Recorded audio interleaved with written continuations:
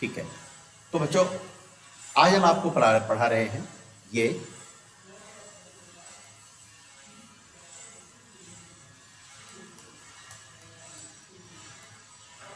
अच्छा बच्चों, आपको पता है कि जो bore theory of hydrogen atom है, उसमें जो बोर की जो क्वांटाइजेशन कंडीशन थी, उस बोर क्वांटाइजेशन कंडीशन की क्या वजह थी, ये एक बार देखिए। तो आज का पहला टॉपिक है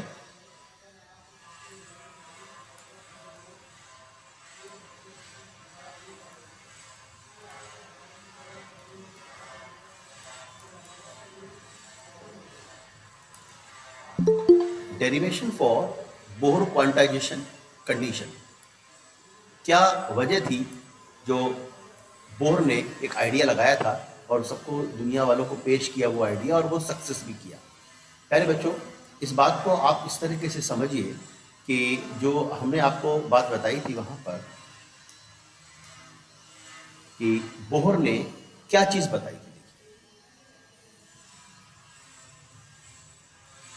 पहले बच्चों ये जो है एक इलेक्ट्रॉन का ऑर्बिट है। तो बोहर ने ये बताया था कि जो स्टेशनरी ऑर्बिट होते हैं उनके अंदर वही ऑर्बिट स्टेशनरी होते हैं जिसमें इवन नंबर ऑफ वेव्स बनती है। इवन नंबर ऑफ वेव्स बनती हैं, इसका अर्थ ये है बच्चों कि देखो अगर यहाँ से वेव बनती है, देखो ये ऐसे, तो एक वेव हो गई, ये दो वेव हो गई, तीन वेव हो गई, चार वेव हो गई, पांच वेव हो गई, छह वेव। बच्चों देखो यहां से यहां तक वन साइकिल, फिर टू, फिर थ्री, फिर फोर, फिर फाइव, और ये सिक्स। तो व्हाट आई मीन टू से, बोहर ने ये बताया था कि जो वही स्टेशनरी ऑर्बिट होती है जिसमें इंटीरियर नंबर ऑफ वेव्स बनती है। मतलब वेव बनेगी 1 2 3 4 5 6 7 8 9 10 11 12, 8.5, 9.5, 10.5 नहीं बन सकती। यानी कि उसने बच्चों ये बताया था कि अगर इसकी रेडियस r है बच्चों, तो उसने ये कॉन्सेप्ट बताया कि अकॉर्डिंग टू बोहर, उसने कहा था कि जो इसकी सरकमफ्रेंस है बच्चों, कोई बच्चा बताए सरकमफ्रेंस कितनी होती है सर्कल की? 2πr sir. 2πr, 2πr होती है। तो सरकमफ्रेंस इसकी होगी 2πr। उसने कहा था कि 2πr जो है वो h/2π का जो मतलब उसमें जो है ना,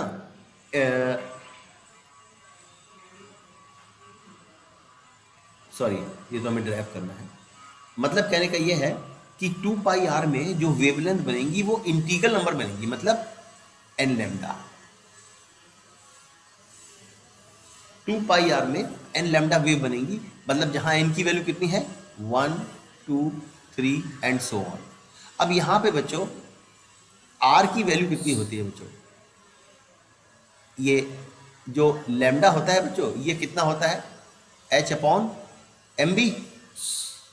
तो mv को उधर ले जाइए, आपको क्या मिल गया, mvr is equal to nh/2π।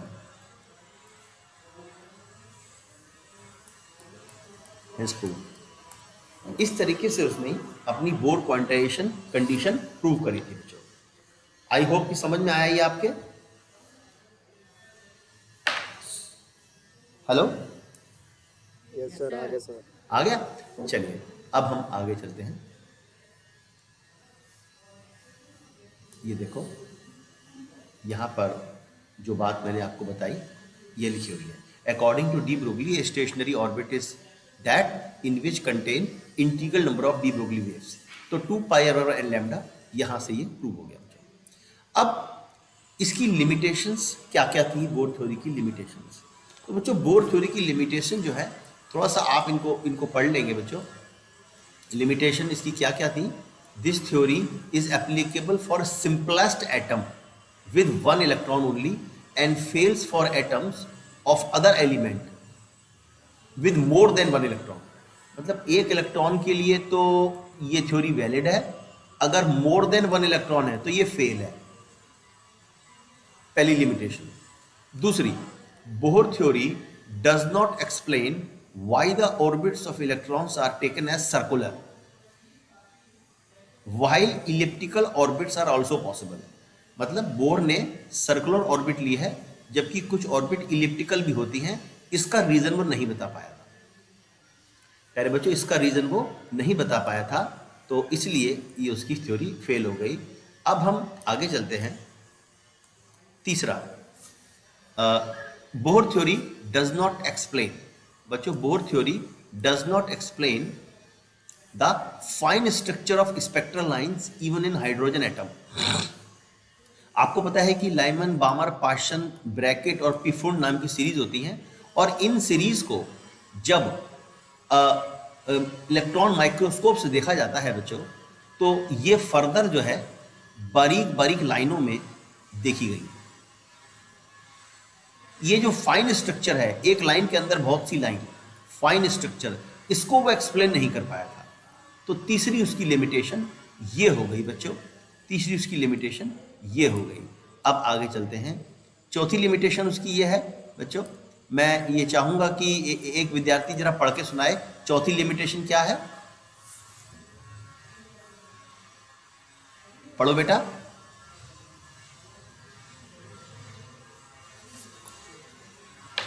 Hello. Yes sir. पढ़ो बेटा. Bohr's theory does not say anything about the relative intensities of spectral lines.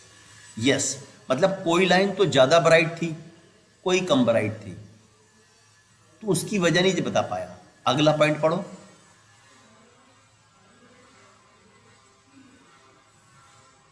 Bohr's theory does not take into account the wave properties of electron. हाँ, electron में wave nature भी होता है बच्चों, de Broglie ने बताया था, तो उस चीज को भी वो जो है नहीं ले पाया, नील्स बोर नहीं ले पाया. तो इस तरीके से आपने ये जाना कि 5 उसकी जो कैरेक्टरिस्ट, उसकी जो कमियां थी वो आपने जानी. तो इनको आप अच्छे से पढ़ लेंगे, लिखा हुआ है, बस उसको आपने लर्न करना है, कोई ऐसी दिक्कत उसके अंदर नहीं आने वाली है. तो प्यारे बच्चों, ये बात हो गई हमारी. इसके बाद आप देखेंगे एक नया टॉपिक हमारा है कि ionisation, excitation and ionisation potential. प्यारे बच्चों, नेक्स्ट टॉपिक हमारा है, ये देखिए, ये हमारा टॉपिक है यहाँ पर excitation potential and ionisation potential. Excitation energy and excitation potential, एक टॉपिक तो ये है बच्चों. और इसी के कंट्रास्ट में एक और टॉपिक है, उसका नाम है ionisation energy and ionisation potential. प्यारे बच्चों, ये देखो क्या होता है. ये देखो, मैं आपको बताता हूं कि ये एक न्यूक्लियस है, और ये है एक orbit, 2 orbit, 3 orbit, 4 orbit, 5 orbit, ऐसे होता है, और ये आखिरी ऑर्बिट. कोई बच्चा बताए, ये पहली ऑर्बिट n बराबर 1, n बराबर 2, n बराबर 3, n बराबर 4, n बराबर 5, और इसके लिए n बराबर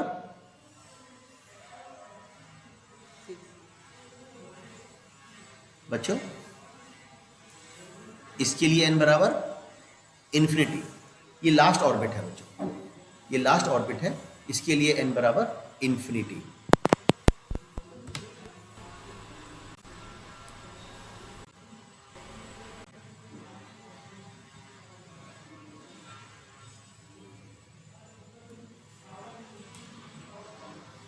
हेलो बच्चों, आवाज आ रही है? अच्छा,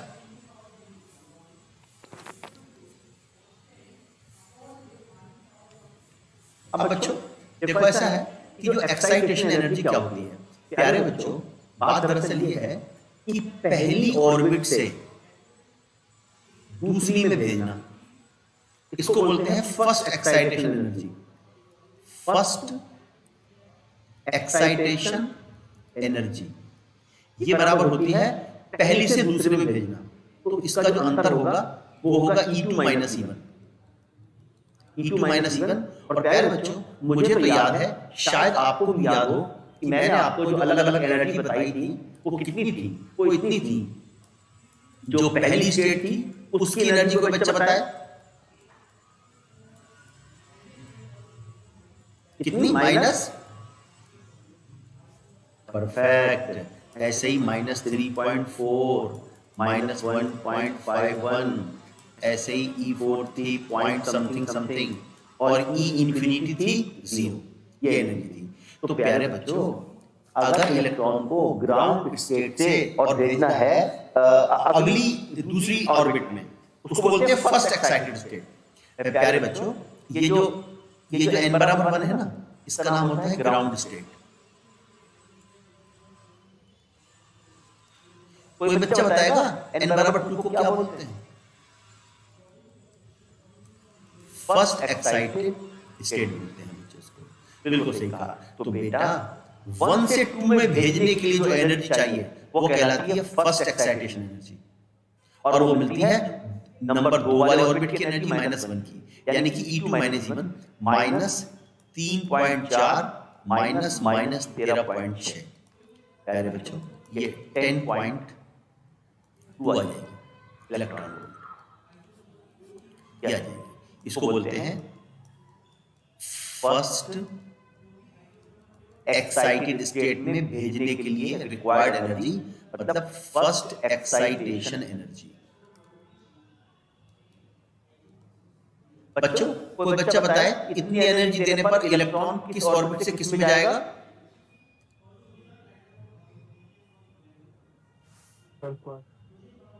फर्स्ट से सेकंड में जाएगा बच्चों। बिल्कुल ठीक है, फर्स्ट से सेकंड में जाएगा। और बेटा एक इलेक्ट्रॉन वोल्ट एनर्जी देनी है तो 1 वोल्ट का वोल्ट लगाना पड़ता है। 2 इलेक्ट्रॉन वोल्ट की एनर्जी देनी है तो 2 वोल्ट का वोल्ट लगाना पड़ता है। अगर 0.5 इलेक्ट्रॉन वोल्ट एनर्जी देनी है तो 0.5 वोल्ट लगाना पड़ता है। तो बेटा 10.2 इलेक्ट्रॉन वोल्ट एनर्जी को बोलते हैं फर्स्ट एक्साइटेशन एनर्जी। इसमें से अगर E हटा दें तो उसे बोलते हैं फर्स्ट एक्साइटेशन पोटेंशियल।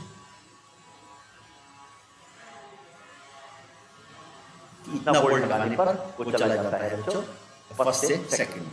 अब यहां पर एक बात मैं आपको बच्चों ये बता दूं कि बच्चों, यहां मैं आपको एक बात ये बता दूं, ये तो मैंने आपको बताई फर्स्ट एक्साइटेशन एनर्जी।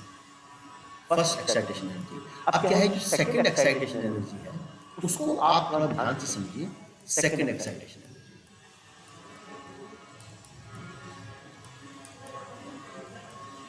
पहले बच्चों, सेकंड एक्साइटेशन एनर्जी में ना भेजते ग्राउंड स्टेट से ही है।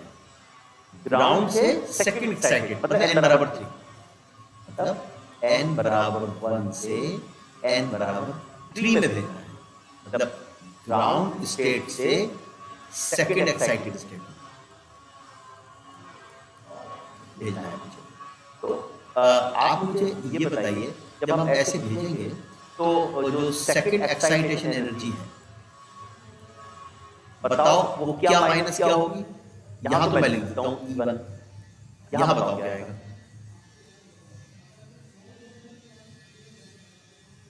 बच्चों? बताओ यहां क्या आएगा? बच्चे क्या बताया विशेष? विशेष क्या बताया बेटा? E3 बताया ना आपने।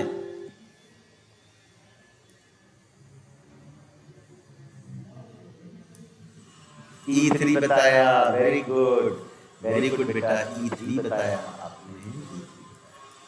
E3, हालांकि ये सेकंड एक्साइटेशन एनर्जी है। तो बच्चों सेकंड एक्साइटेशन एनर्जी हो गई। विशेष E3 की वैल्यू कितनी है बेटा? 1.51, और भेजना ग्राउंड सही है बच्चों। तो ये जो है लगभग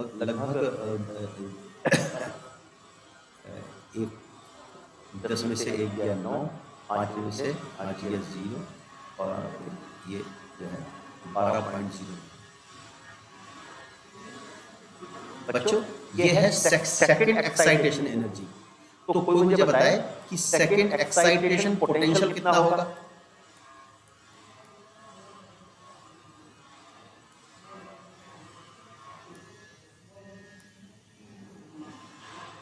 बच्चों आपने बताया कितना बताया बेटे? 12 पॉइंट। वेरी गुड बेटा। तो ये हमारा excitation energy and excitation potential और ionisation energy and ionisation potential के बारे में हमने आपको बताया बच्चों। अब एक बात ये सुनिए कि जो इसके अंदर एक चीज होती है आयनाइजेशन एनर्जी। इसको और बच्चों आपको समझना होगा, आयनाइजेशन एनर्जी के बारे में और समझना होगा। देखिए इंपॉर्टेंट चीज है प्यारे बच्चों, ऐसा है कि देखो ध्यान से सुनना, ग्राउंड स्टेट से भेजना होता है। ग्राउंड स्टेट से पहली एक्साइटेड में फर्स्ट एक्साइटेशन, सेकंड एक्साइटेशन, और अगर ग्राउंड स्टेट से शुरू करो और भेज दो एटम से बाहर, मतलब एटम को ही छोड़ दे n बराबर इंफिनिटी पे, तो बेटा उसको बोलते हैं आयनाइजेशन एनर्जी। यानी कि ग्राउंड स्टेट से एटम के बाहर इलेक्ट्रॉन को भेजना है, तब उसको बोलते हैं आयनाइजेशन एनर्जी। तो बेटा कोई होनहार बच्चा मुझे बताएगा कि आयनाइजेशन एनर्जी में आपको पता है कि जाना तो ग्राउंड से ही है E1, यहां बताओ क्या आएगा? E1, E2, E3, E4, E7, E8, E9, E infinity. E infinity जिसकी वैल्यू 0 होती है बेटा। तो 0 और देखो ध्यान से सुनो, माइनस दैट जो है 13.6।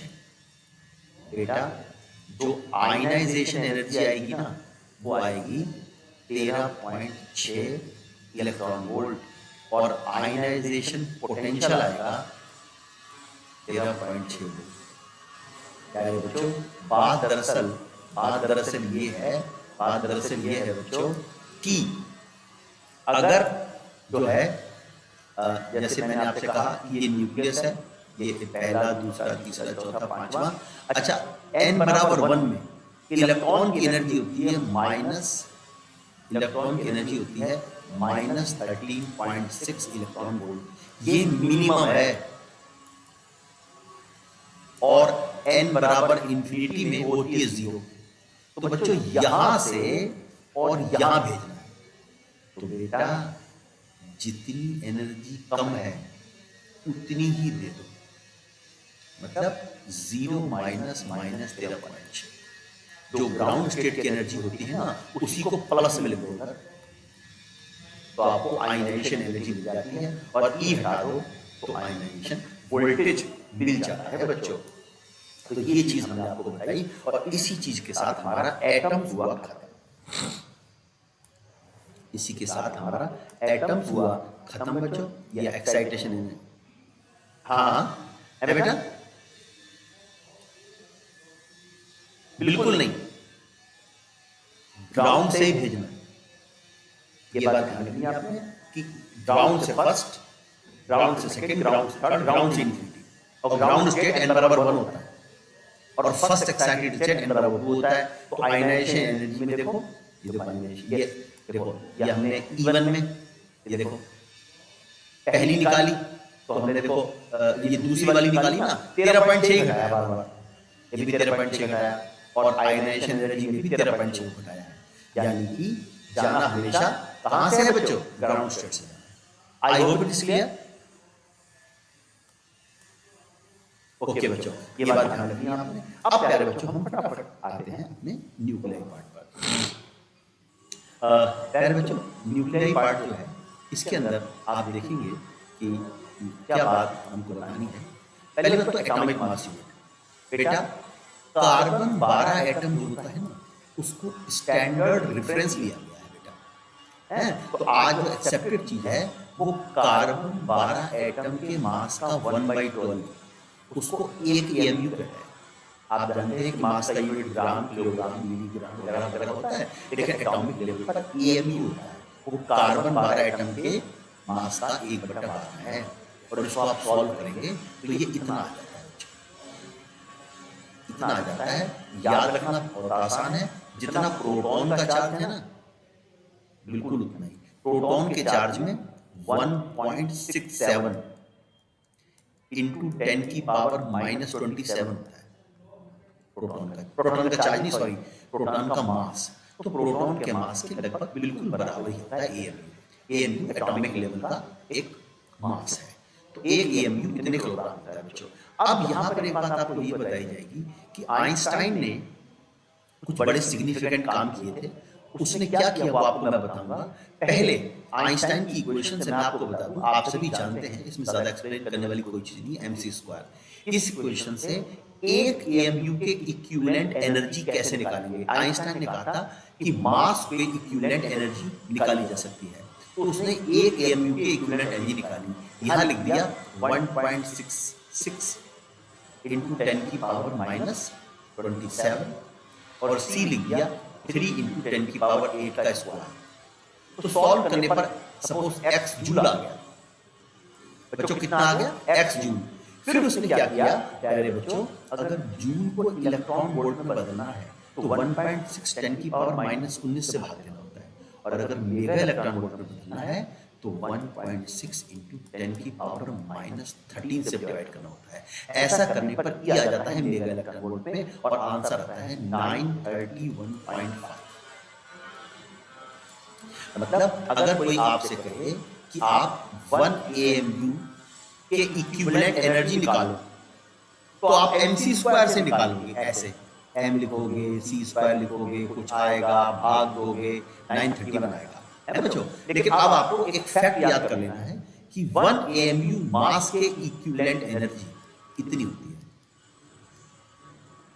इतनी होती है। क्या कोई होनहार बच्चा मुझे बता सकता है कि इस चीज का फायदा क्या होगा, होने वाला है आगे?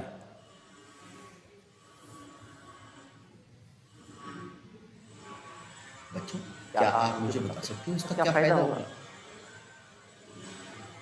नहीं बता सकते तो नो बोलो। नो तो सुनो बच्चों, इंपॉर्टेंट बात बता रहा हूं। फायदा ये होगा बेटा कि आगे हमें इस चैप्टर में ना मास को एनर्जी में बदलना होगा, तो हम ये फार्मूला नहीं लगाएंगे, हम डायरेक्ट लगा देंगे 1 पेन 2 रुपए का, 10 पेन 20 रुपए की। मतलब अगर कोई हमसे कहे कि 0.05347 एएमयू इतना मास है, इसके इक्विवेलेंट एनर्जी बताओ, तो हम mc² नहीं लगाएंगे, डायरेक्ट इसको मल्टीप्लाई कर देंगे 931.5 से, आंसर आ जाएगा मेगा इलेक्ट्रॉन वोल्ट। ये फायदा है इस चीज का बच्चों, ये फायदा है इस चीज का। तो अब हम आपको बताते हैं कि किस तरीके से ये हमने यहाँ पर किया है बच्चों। ये देखिए, पहले मैंने एक एएमयू को मास बता दिया, फिर मैंने एनर्जी निकाली। E बराबर आप देख सकते हैं बच्चों कि E बराबर mc² से, E बराबर mc² से पहले मैंने जूल में निकाला है, जूल में निकाला है, फिर मैंने जूल को 1.6 -13 से भाग करके मेगा इलेक्ट्रॉन में निकाल दिया। तो कोई आपसे कहे कि एक एएमयू में एनर्जी निकालो, आप ऐसे निकाल दें। आगे चलते हैं बच्चों, आगे चलते हैं बच्चों, इसको सुनते हैं। देखिए ऐसा है बेटा कि जैसा कि आपको पता होगा बच्चों कि जो है, कोई बच्चा मुझे बताए कि इलेक्ट्रॉन का मास कितना होता है बेटा।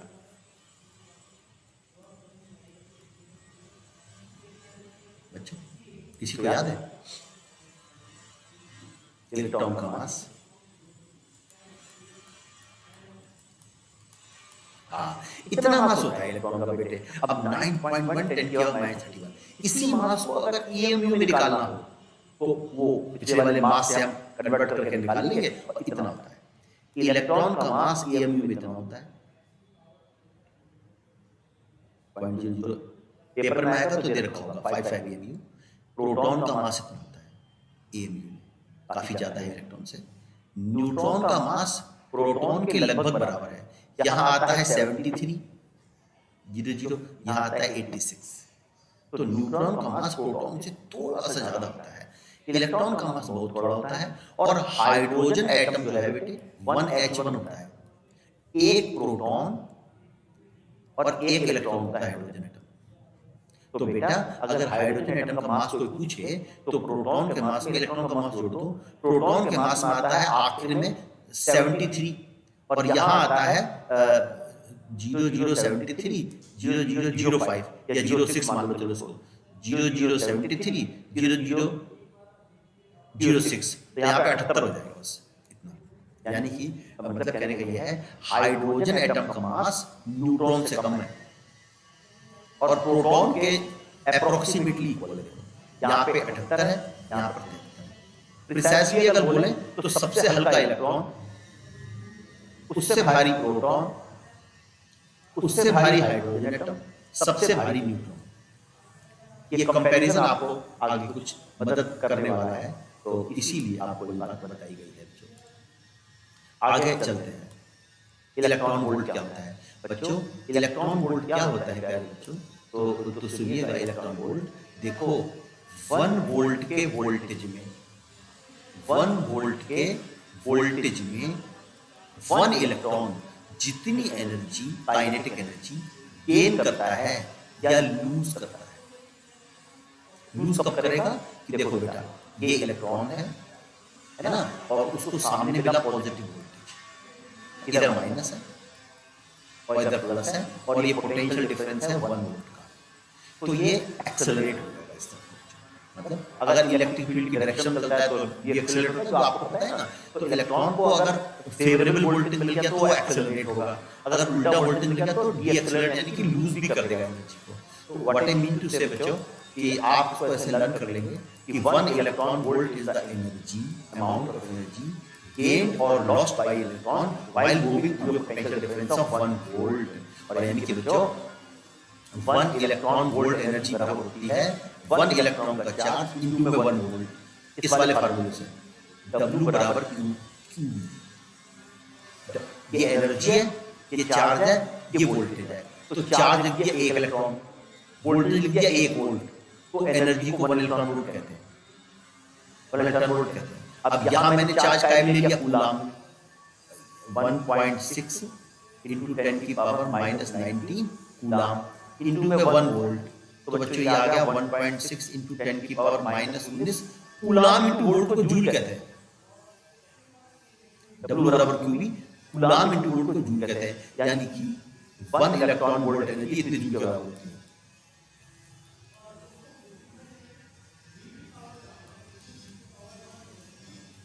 इसके बराबर। और अगर 1 किलो इलेक्ट्रॉन वोल्ट की बात करें तो किलो का मतलब 1000, 10 की पावर 3 से मल्टीप्लाई कर दो, ये 16 हो जाएगी पावर।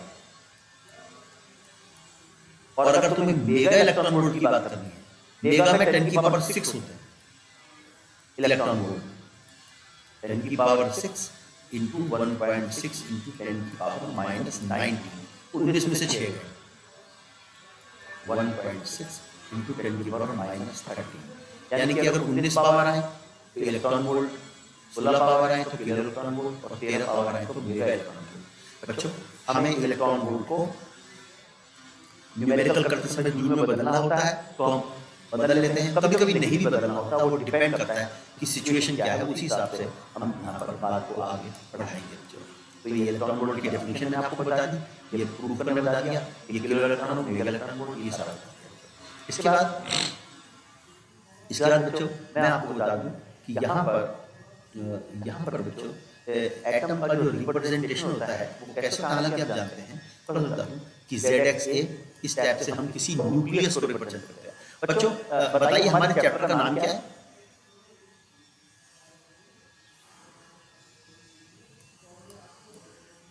चैप्टर का नाम है एटम्स एंड न्यूक्लियर। बच्चों इसमें से ये हो चुका है। अब अभी जो हमने बात शुरू करी 1 AMU बराबर 1.6 10 की पावर -27 किलोग्राम। मैंने न्यूक्लियाई की बात यहाँ से शुरू करी है। अब बच्चों एक बात का ध्यान रखना, अब जितनी भी बातें होंगी वो केवल न्यूक्लियस के बारे में होगी। न्यूक्लियस बाहर जो है छोटा सा नाभिक होता है, बाहर शेल्स होती हैं पार्शियल्स होती है, इसमें इलेक्ट्रॉन्स होते हैं, इनका कोई जिक्र नहीं आएगा, केवल इसकी बात है, केवल इसकी बात होगी बच्चों। इस बात का आपने ध्यान रखना है बच्चों। तो यहाँ पर मैं आपको बताऊं कि अभी जो आपको बात बताई गई उसमें मैं आपको अब बता रहा हूं कि रिप्रेजेंटेशन ऑफ ए न्यूक्लियस। बच्चों न्यूक्लियस का रिप्रेजेंटेशन ऐसे होता है जहां पे x उस एलिमेंट का सिंबल है और z है उस न्यूक्लियस में उपस्थित प्रोटॉन की संख्या। और बेटा ये है प्रोटॉन और साथ में न्यूट्रॉन, दोनों की संख्या, दोनों की संख्या। जैसे कि बच्चों अगर हम बात करते हैं, फॉर एग्जांपल अगर हम बात करते हैं 2He4 की, तो विशेष बताओ इसका एटॉमिक नंबर कितना है?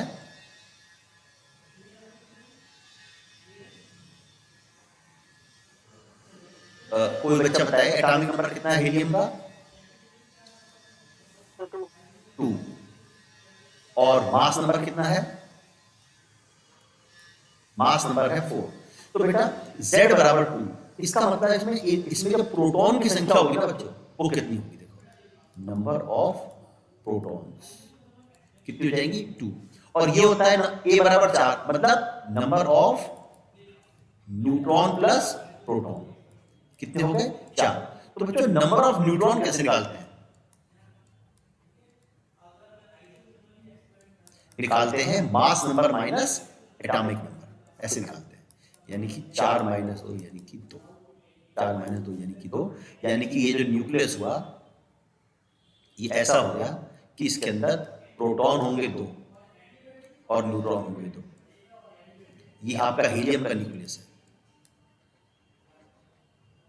ये आपका हीलियम का न्यूक्लियस है बच्चों। अच्छा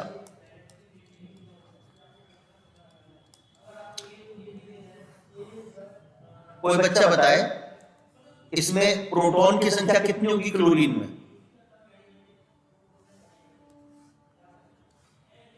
70। और न्यूट्रॉन की संख्या?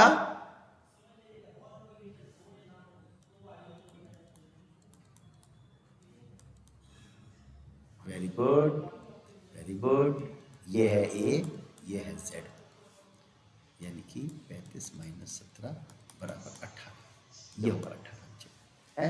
तो न्यूक्लियस को ऐसे रिप्रेजेंट करते हैं, है ना बच्चों। तो इसमें आप इस बात को अच्छे से समझ गए, इसका हमें जरूरत पड़ेगी। ये चीज़ हमारी जो है Z होती है, ये चीज़ हमारी जो है A होती है बच्चों। तो चलिए अब हम आगे चलते हैं फटाफट। ये हमने आपको बता ही दिया। हाँ आप ये आ गया रिप्रेजेंटेशन हो गया। इसके बाद बच्चों एक मोस्ट इंपॉर्टेंट टॉपिक आया है, ये मोस्ट इंपॉर्टेंट टॉपिक है बच्चों। इस टॉपिक का नाम है साइज ऑफ न्यूक्लियस।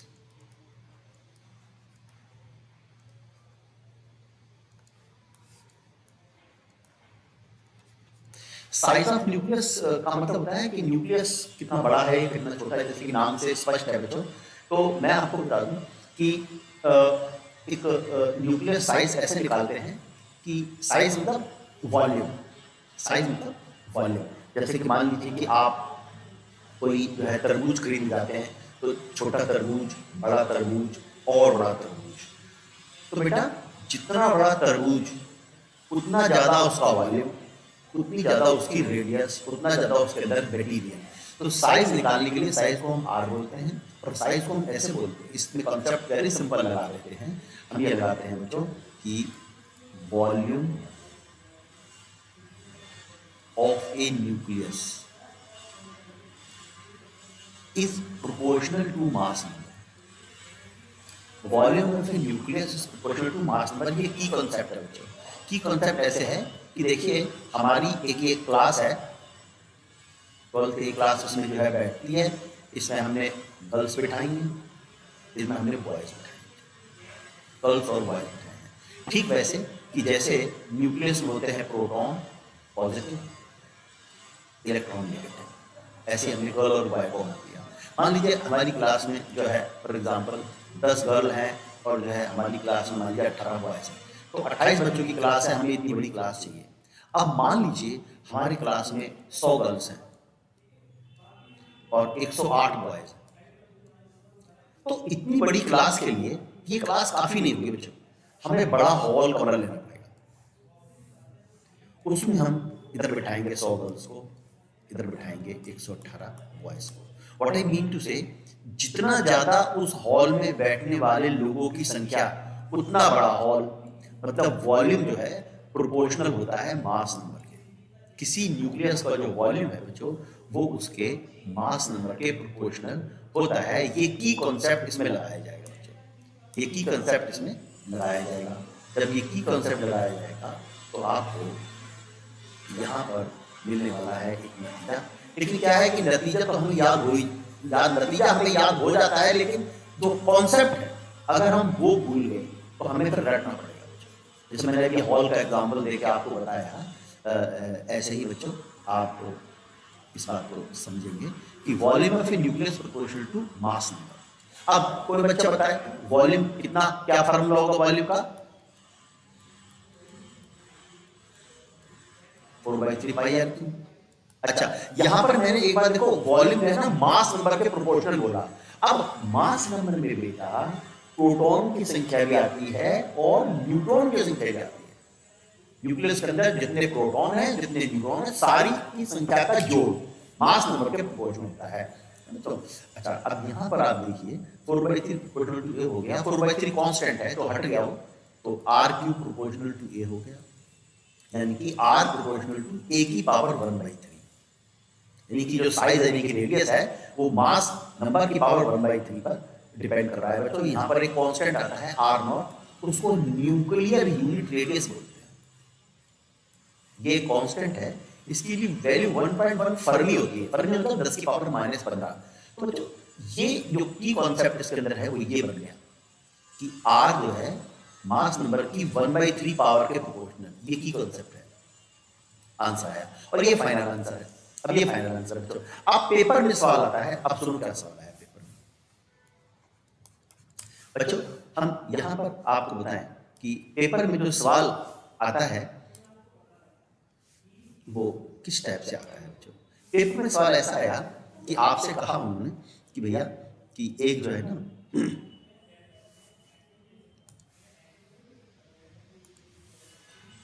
ये देखिए न्यूक्लियर साइज मैंने आपको बता दिया, ये बता दिया।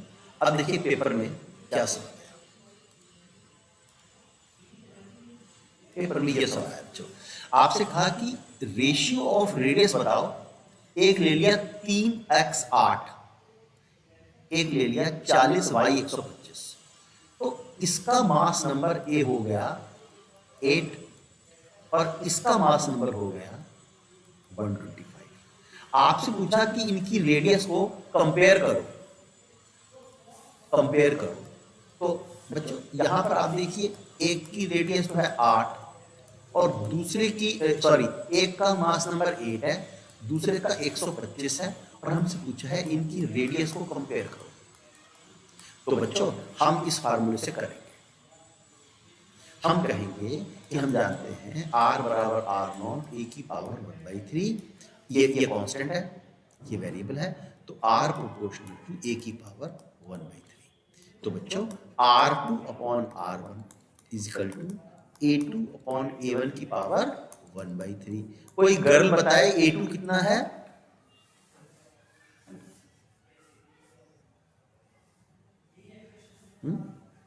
चलो कोई बॉय बताए a2 कितना है? 125। बट ये देखो 125 हो गया और ये 8 हो गया, पावर 1/3 मत भूलना, इसका ही सारा खेल है। अब बच्चों ये हो गया 5 अपॉन में 2 की पावर 3 की पावर 1/3।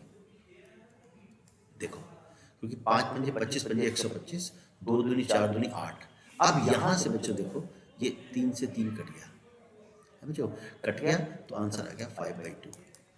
यानी कि R2 जो है उसकी रेडियस 2.5 गुना अधिक है R1 से।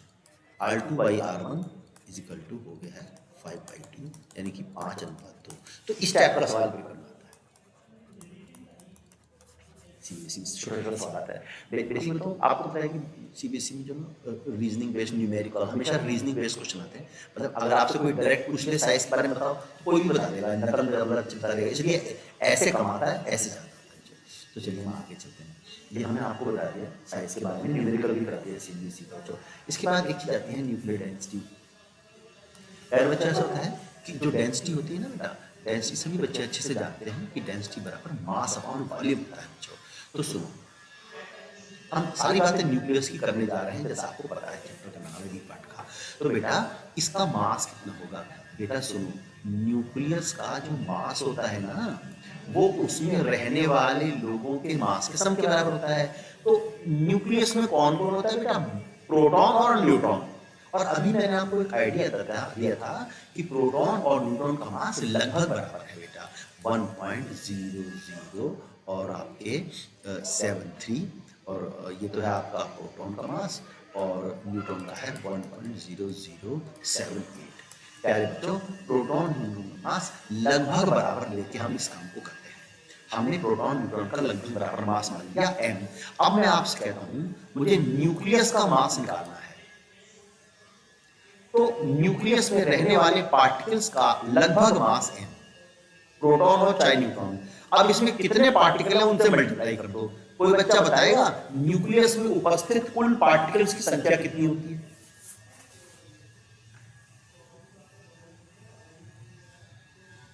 ए होती है बच्चों। ए जो होता है इसको बोलते हैं मास नंबर। ये है मास नंबर, मतलब number of nucleons. Nucleons common नाम होता है न्यूट्रॉन प्रोटॉन का। जैसे तुम्हारी क्लास में पढ़ने वाले सभी बच्चों का कॉमन नाम है स्टूडेंट्स। मेरी क्लास में 28 स्टूडेंट्स हैं और 10 गर्ल्स हैं, मान लीजिए 18 बॉयज हैं। तो 28, 10 प्रोटॉन 18 न्यूट्रॉन, 10 प्रोटॉन 18 न्यूट्रॉन। लेकिन कोई पूछे कुल कितने विद्यार्थी? 28। तो कुल कितने न्यूक्लियॉन्स? तो मास नंबर के बराबर। तो बच्चों ये हो गया mass number, number of nucleons, अंदर रहने वाले पार्टिकल की संख्या, और हर एक पार्टिकल का मास m है। तो बच्चों ऐसे ये न्यूक्लियस का मास निकलेगा, और न्यूक्लियस का वॉल्यूम में होगा बच्चों ऐसे निकलेगा, ठीक है ना। जब ऐसे निकलेगा तो जो डेंसिटी आएगी, बच्चों वो हो जाएगी ma/4/3 पाई। और r का फार्मूला अभी बताया वो लिख दो।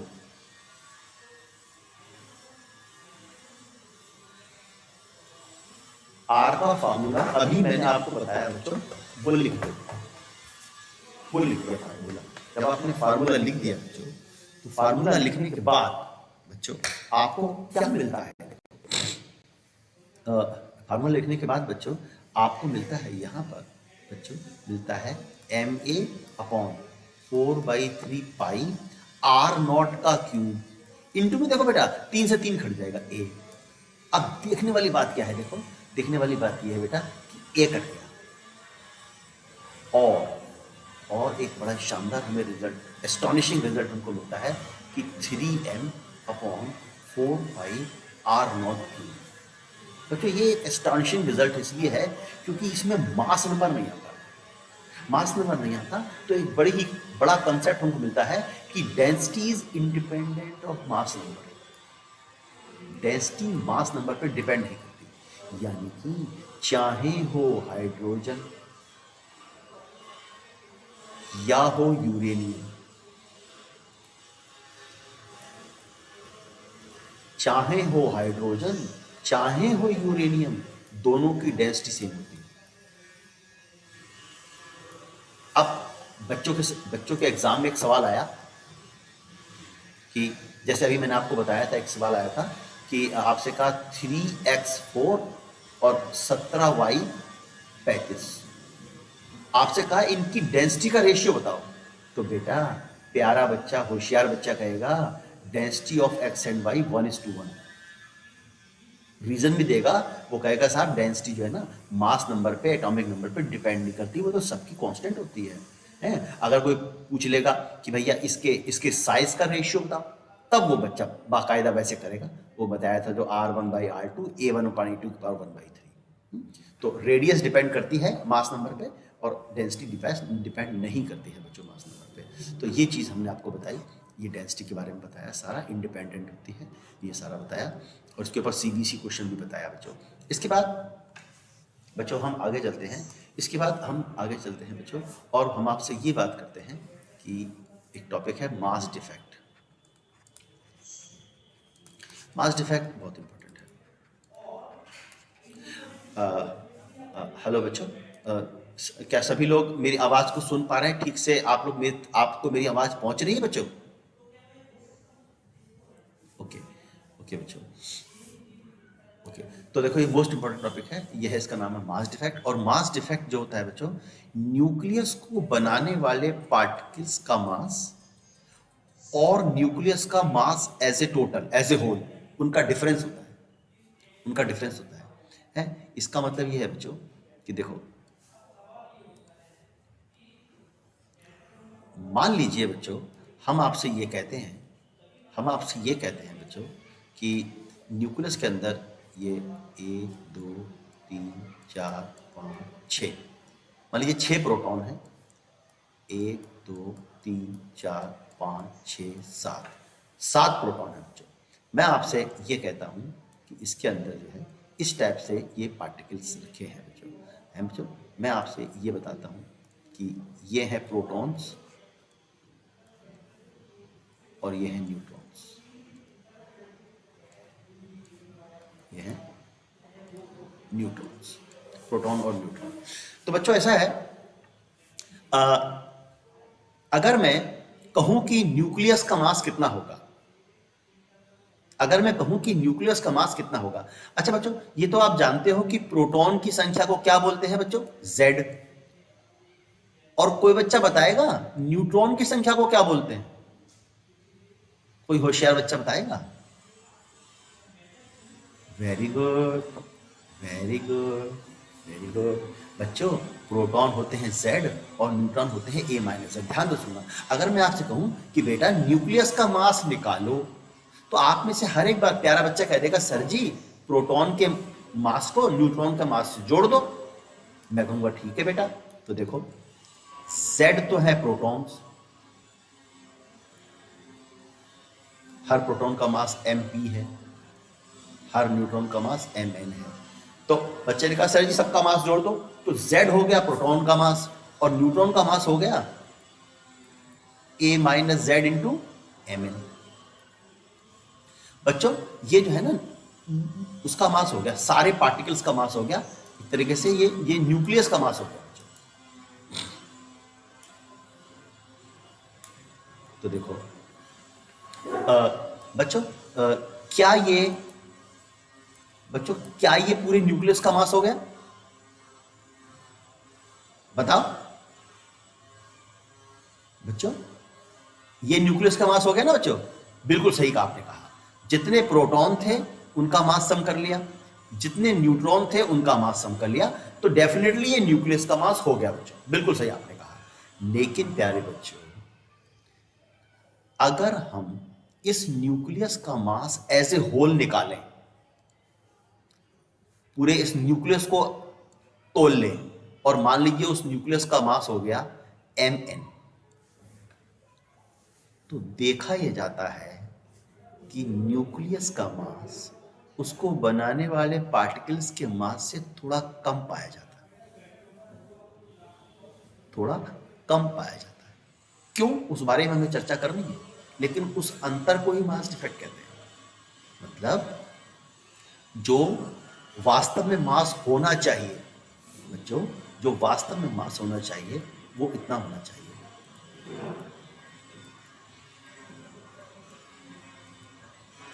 लेकिन ये कम पाया जाता है न्यूक्लियस के मास से। इस डिफरेंस को ही हम मास डिफेक्ट कहते हैं। ये सपोज ZX से न्यूक्लियस है, उसके न्यूक्लियस का मास है, तो ये है मास ऑफ न्यूक्लियॉन्स,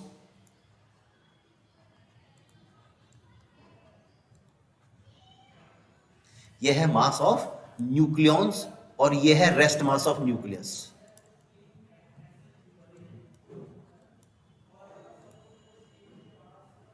प्यारे बच्चों, न्यूक्लियॉन्स का मास न्यूक्लियस के मास से कम होता है और इसी अंतर को हम बोलते हैं मास डिफेक्ट। है बच्चों, ये है मास ऑफ न्यूक्लियॉन्स। न्यूक्लियॉन्स का मतलब जितने भी न्यूट्रॉन प्रोटॉन है उसके मास का सम, और ये उससे कम होता है बच्चों। अब इसकी वजह मैं आपको बता दूं कि बस 5-7 मिनट में क्लास खत्म कर रहा हूं। वजह मैं आपको बता दूं बच्चों, वजह यह है कि जब किसी न्यूक्लियस का फॉर्मेशन होता है तो फॉर्मेशन के समय थोड़ा सा मास लॉस होकर एनर्जी के रूप में बदल जाता है बच्चों। थोड़ा सा मास लॉस होकर एनर्जी के रूप में बदल जाता है बच्चों। ये एक प्रकृति का सत्य है बच्चों, ये एक प्रकृति का सत्य है। जैसे मैंने आपसे कहा कि ये जो है 1 2 3 4 5 6 ये प्रोटॉन, और ये आपके 2 3 4 5 6 7 ये न्यूट्रॉन, ये मिले और मिलकर ये बना दिए एक न्यूक्लियस। तो बच्चों इस प्रोसेस में कुछ मास का लॉस हो जाता है। मास मतलब घट जाता है, और वो मास जो घटता है ना बेटा, वो एनर्जी के रूप में रेडिएट होकर ब्रह्मांड में खो जाता है।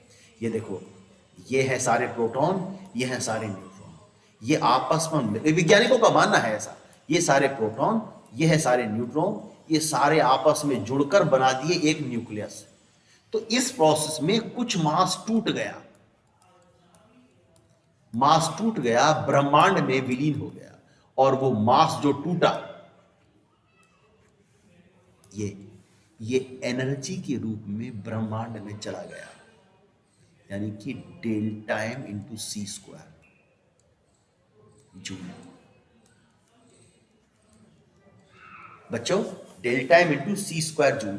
कोई बच्चा बताएगा कि इस मास डिफेक्ट के इक्विवेलेंट एनर्जी अगर मेगा इलेक्ट्रॉन वोल्ट में चाहिए तो क्या करें?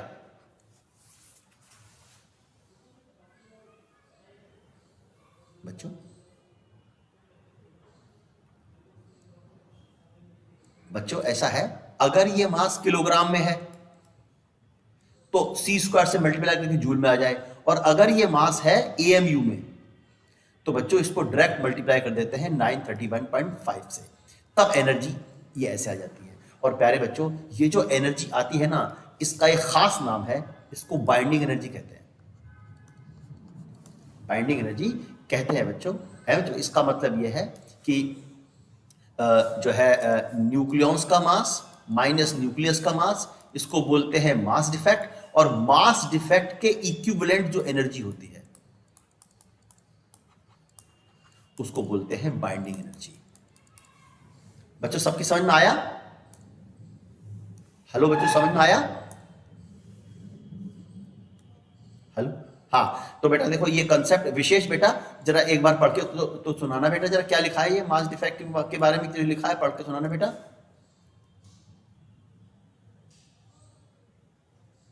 पढ़ो। It is found that mass of a nucleus is less than total mass of nucleons forming it, and the difference between the mass of nucleons and rest mass of nucleus is called mass defect for a nucleus ZX से। formula to find mass defect is, ये बच्चों formula है।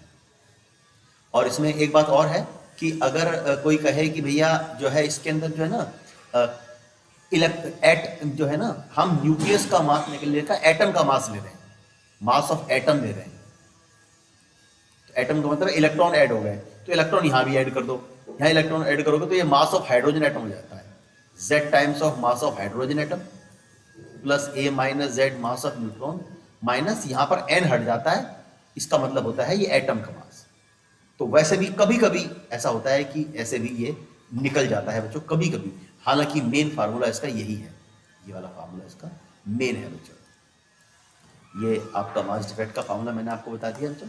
और binding energy जो concept है ना बच्चों, वो इस बार कहते हैं कि सिलेबस में मेंशन दे नहीं रखा है, तो वैसे मैंने बता दिया बाइंडिंग एनर्जी के बारे में। बाइंडिंग एनर्जी हालांकि बहुत इंपॉर्टेंट टॉपिक है, बाइंडिंग एनर्जी पर न्यूक्लियॉन और बाइंडिंग एनर्जी कर्व, एक हर साल आने वाला क्वेश्चन था ये बाइंडिंग एनर्जी कर्व, लेकिन इस बार थोड़ा सिलेबस में मेंशन नहीं है तो छोड़ देते हैं इसको, है ना, फिर भी अपने पास नोट्स रहेंगे।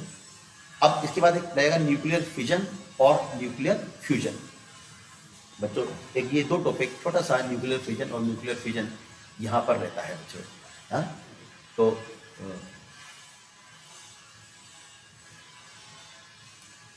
हेलो बच्चों, सुन पा रहे हैं मुझे? हाँ, तो बेटा बस 2 मिनट में क्लास खत्म और 2 मिनट में चैप्टर भी खत्म। प्यारे बच्चों, ऐसा है कि जब दो छोटे न्यूक्लियस मिलकर एक बड़ा न्यूक्लियस बना देते हैं तो उसको बोलते हैं न्यूक्लियस का जुड़ना, न्यूक्लियर फ्यूजन। इसमें बहुत सी एनर्जी मुक्त होती है बच्चों, इसमें बहुत सी एनर्जी मुक्त होती है। और जब एक बड़ा न्यूक्लियस टूटता है और छोटे छोटे न्यूक्लियस बन जाते हैं, टूटना इसे बोलते हैं न्यूक्लियर फ्यूजन। इसमें एक चेन रिएक्शन होती है कि जैसे ये जो टूटता है ना, ये न्यूट्रॉन से टूटता है, और जब ये टूट के बना बेरियम क्रिप्टॉन तो 3 न्यूट्रॉन और बन गए। न्यूट्रॉन ने तोड़ा, 3 न्यूट्रॉन और बन गए। इन्होंने 3 और को तोड़ दिया, यूरेनियम को, उनसे 9 बन गए। 9 से फिर 27 हो गए, फिर 81 हो गए, बम ब्लास्ट। इस विनाशकारी टॉपिक से बना है एटम बम। एटम बम में बहुत एनर्जी निकलती है। नागासाकी और हिरोशिमा पर 2 एटम बम गिराए थे ना, तो बहुत सारा नुकसान हुआ था। अच्छा, फ्यूजन जो है इसमें आप देखिए, आपको बता दूं कि इसमें तो इसके फ्यूजन में एनर्जी बहुत सारी निकलती है। इसके फ्यूजन में एनर्जी कम निकलती है, लेकिन अगर आप पर किलोग्राम देखो तो 1 किलोग्राम फ्यूजन में 1 किलोग्राम फ्यूजन से 7 गुनी अधिक एनर्जी निकलती है। लेकिन इस काम को होने के लिए 10⁻⁷ केल्विन का टेम्परेचर चाहिए फ्यूजन के लिए बच्चों, हैं? फ्यूजन के लिए टेम्परेचर चाहिए। इसके ऊपर बना है हाइड्रोजन बम। हाइड्रोजन बम बहुत ज्यादा विनाशकारी है, एटम बम से भी 7 गुना अधिक। लेकिन हाइड्रोजन बम जलेगा तब जब